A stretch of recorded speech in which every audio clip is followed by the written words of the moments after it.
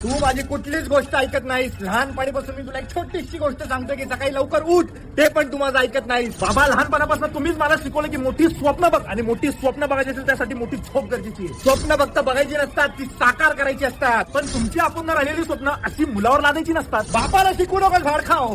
बाबा, आयुष्यभर मी सगळं तुमचंच ऐकलंय. तुम्ही मला म्हणले इंजिनिअरिंग कर, मी इंजिनिअरिंगच केली. पण तुम्ही कधी मला विचारलं की तुला काय हवंय? अरे तुला काय हवंय मला माहितीये, 500 रुपये पेट्रोलसाठी आणि 1000 रुपये हॉटेलात जाऊन त्या पोरीवर उडवण्यासाठी. अरे दुपारी 12 वाजता उठणाऱ्या पोराला मी हे विचारू की तुला काय हवंय म्हणून? आतापर्यंत बापाच्या तब्येतीकडे कधी लक्ष दिलंस का? परवा माझा गुडघा दुखत होता, एकटा चालत मी दवाखान्यात गेलो. बाबा, पण मी तुम्हाला सांगत होतो डॉक्टरांकडे जायची गरज नाहीये. तुम्ही घरात स्प्रे मारा, तुमचा गुडघा बरा होईल. बापाला शिकवू नकोस भाड खा.